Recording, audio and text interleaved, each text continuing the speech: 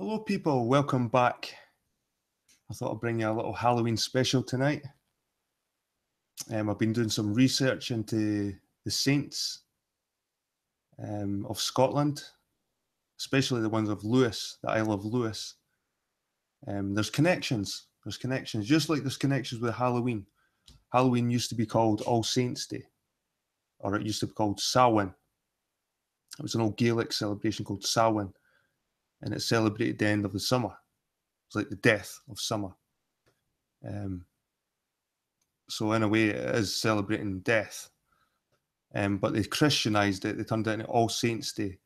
But when I've been doing research with certain locations on Google Earth, certain churches, certain saints, they always seem to link back to the old Celtic gods.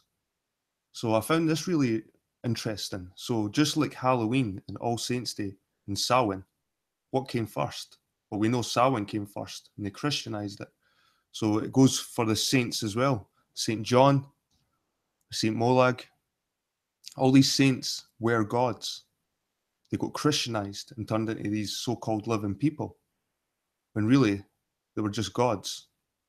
And a lot of people might not like that. A lot of people might see these saints, venerate them and hold them up in high esteem. But they were Celtic gods. And when you start researching, you soon find the parallels, the links. Anyway, guys, I'll do a little screen share of the location I've been looking at. I've been looking at the Isle of Lewis.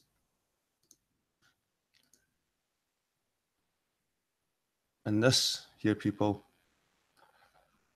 is the Isle of Lewis off the west coast of Scotland. This was a very important part of the world during the Roman times, because while Rome was rampaging through Europe, Romanizing everywhere, the Irish, the Scots, they kept their own culture. They were pushed to these parts as far as Isle of Lewis, and some of the islands even further. So they kept their unique own culture, and they kept a lot of their own literature as well. But there's an interesting little place here called Europe, which reminds me of Europa, the Greek goddess. Here it is here, Europe. It's right on the butt. This is called the butt of Lewis, right in the edge. What's interesting, the place is called Europade. That's Gaelic, Europade. And I've just put the Greek, the English term Europa beside it. But she was a god. She was a goddess. And I'll let you have a look at some of the research I've found regarding this. So we'll have a look at Halloween, or Samhain, because it came from this Celtic festival. Samhain, pronounced Samhain, is a Gaelic festival marking the end of a harvest season and the beginning of winter of the darker half of the year. Traditionally, it's celebrated from the 31st of October to the 1st of November, as the Celtic day began and ended at sunset. This is about halfway between the autumn equinox and the winter solstice. It is one of the 4 Gaelic seasonal festivals, along with Imbolc, Beltane, and Lugnadst. Historically, it was widely observed throughout Ireland, Scotland, and the Isle of Man. Similar festivals are held at the same time of year in other Celtic lands. For example, the Brythonic Calan Gaeaf in Wales, Calan Gaeaf in Cornwall, and Calan Gaeaf in Brittany. Samhain is believed to have Celtic pagan origins, and there is evidence it has been an important date since ancient times.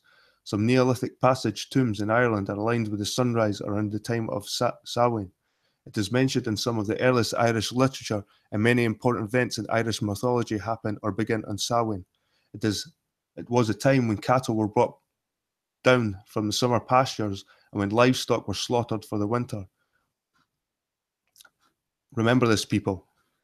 It was a time when cattle were brought back down from the summer pastures So the bull was worshipped in this part of the world as well, in Scotland. Cattle and the bull. As at Beltane, special bonfires were lit. These were deemed to have protective and cleansing powers, and there were rituals involved in them. Like Beltane, Samhain was seen as a liminal time, and when the boundary between this world and the other world could more easily be crossed. This meant that us, see, the spirits or fairies, could more easily come into our world. Most scholars see the Aussie as remnants of the pagan gods and nature spirits. At Samhain, it is believed that the Aussie needed to be propitiated to ensure that the people and their livestock survived the winter. Offerings of food and drink were left outside for them. The souls of the dead were also thought to revisit their homes seeking hospitality. This is the first time the souls of the dead are mentioned, even though it's one of the main things about Halloween nowadays. After it's been Americanized, it's about ghosts and things like that. But it was more about the Celtic festivals and crops and subsistence, food. Feasts were had at which the souls of dead kin were beckoned to attend and a place set at the table for them. Mumming and guising were part of the festival and involved people going door to door in costume or in disguise, often reciting verses in exchange for food. The costumes may have been a way of imitating and disguising oneself from the Aussie. Divination rituals and games were also a big part of the festival and often involved nuts and apples. In the late 19th century, Sir John Rhys and Sir James Fraser suggested that it was a Celtic New Year, and this view has been repeated by some other scholars. In the 9th century AD, Western Christianity shifted the date of All Saints' Day to the 1st of November, while the 2nd of November later became All Souls' Day. Over time, Samhain and All Saints, All Souls merged to create the modern Halloween. Historians have used the name Samhain to refer to the Gaelic Halloween customs up until the 19th century. Since the later 20th century, Celtic neo-pagans and Wiccans have observed Samhain or something based on it as a religious holiday. Neo-pagans in the Southern Hemisphere will often celebrate Samhain at the other end of the year, about the 1st of May. So there we go, people. Halloween is based on an old Celtic, Gaelic celebration. And this is where I'll go into the saints. I found this place in Europe, the place I showed you in Google Earth. It's called St. Molag's Church. Scottish Gaelic, Teampal Molade. Teampal looks like a word for temple. It's a 13th century temple in the village of Europe in Ness in the Isle of Lewis in Scotland. The church has a basic T-shaped structure with two small chapels on either side of the main body of the church. The southern chapel can only be accessed from outside. There's a lot of speculation about the ancient origins of this place of worship. One tradition tells that St. Ronan founded the church before retiring to the Isle of Rona, and legend travelling on the back of a whale. So here we've got a guy called St. Ronan travelling on the back of a whale, and they try and make out these saints were real living people. And that doesn't sound very believable, does it? The church is now in use as a Scottish Episcopal church, and there are ruins of another temple, Teampal Roned, about 500 metres north-east of Teampal Moled, and remains of another temple, Teampal Pedir, about 2 kilometres southwest of Teampal Moled, beside the old graveyard near the village of Swainbost. Right, guys, this is going to link up with the saints soon. I'm getting to it. I'm going to ignore St. Ronan for now.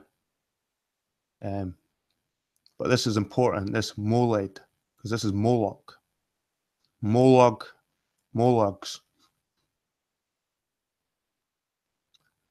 History and legend. The church is dedicated to the shadowy figure of Saint Molag. It has been suggested that the church was built by the son of a Scandinavian king who had converted to Christianity. One of the most enduring traditions associated with the church is its power as a place of healing, especially for those afflicted with mental problems. Many people were brought here in the hope of healing, and even those who could not reach the church sent wooden effigies of their afflicted parts. Captain Dimes, come to Lewis in 1630, recorded that people who could not visit the church were wont to cut out the portion of their lame arms or legs in wood with the form of the sores and wounds thereof, and send them to the saint, where I have seen them lying on the altar of the chapel. Perhaps one of the most interesting stories and traditions associated with the church is its links with the god of the sea, Shoned. If true, the origins of this ceremony may be very old indeed, and may be a lost link with the practices of the pre-Christian islanders. So who's this god of the sea, Shone? Well, we'll have a look at him, guys. And we'll come back to this place, this ancient origins, place of worship in a minute. But we'll have a look at Shone, the god of the sea, the Celtic god of the sea. The Shone, anglicised Shone or Shone, was a Celtic water spirit in Lewis, according to Martin Martin. So Lewis is just where we were looking at, guys, where Europe was. Dwelle defines Shonad without the I, relates form in Scottish Gaelic, augury, sorcery, druidism, and quotes Martin further. Martin says that inhabitants of Lewis used to propitiate Shone by a cup of ale in the following manner. They came to the church of St. Malraba, each man carrying his own provisions. Every family gave a pock, a bag of malt, and the whole was brewed into ale. One of the number was chosen to wade into the sea up to his waist, carrying in his hand the cup of full ale. When he reached the proper depth, he stood and cried aloud, Shone, I give thee this cup of ale, hoping that thou wilt be so good as to send us plenty of seaweed used as fertilizer, for enriching our ground during the coming year. He then threw the ale into the sea in a ceremony performed at night. On his coming to the land, they all repaired to the church, where there was a candle burning on the altar. There they stood there for a time, when, on a given signal, the candle was put out, and straightway they adjourned to the fields, where the night was spent mirthfully over the ale. Next morning they returned to their respective homes, in the belief that they had ensured a plentiful crop for the next season. It seems likely that Shoned was originally some kind of god whose worship had been lightly Christianized by the addition of various church features. However, it is also possible that Shoned is a Scottish Gaelic form of the English Johnny. May also be a reference to one of the saints, John. So Shawnee, Sean, the English form is John. And you might think, well, you might be grasping there a bit, Jed. Saint John is Shawnee, Sean, the sea god? Well, I found this parallel and I had to keep delving. I had to keep digging. So Saint John is really the Celtic sea god, Shawnee, and it was from this part in Lewis, in Scotland. And here we go again. We've got Shawnee here, Scottish Irish Manx. Though the Shawnee are now thought to be sea fairies living off the coast of Scotland and Northern Ireland, they were once personified as a single god of the North Sea. Documentation exists showing that local fishermen continued to offer libations of ale to him as late as the 19th century. So they would pour out ale. There's St. John there. So we'll go back to Lewis, where they worshipped Shawnee. And we'll go back to this church. This saint here, St. Molag. So we looked at St. John. So St. John could be Sean, Shawnee. And St. Molag is even more interesting, people. We'll have a look at St. Molag. Let's see.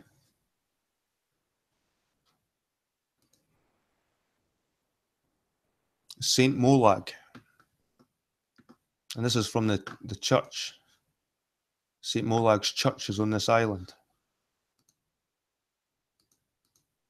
So here we go. St. Molag, also known as Loa, Loan, Loanas, Logade, Molag, Molog, Malua, Morlock, Malu, was a Scottish missionary and a contemporary of St. Columba who evangelized the Picts of Scotland in the 6th century.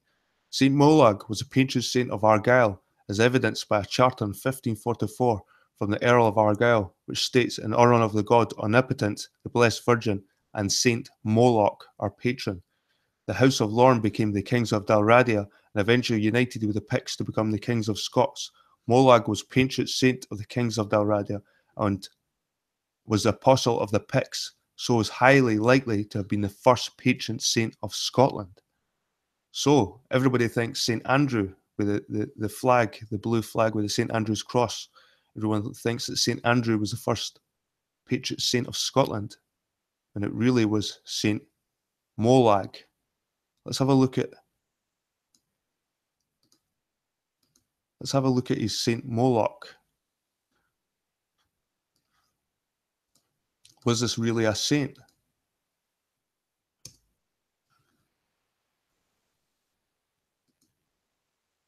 Moloch. Moloch is a biblical name of a Canaanite god associated with child sacrifice.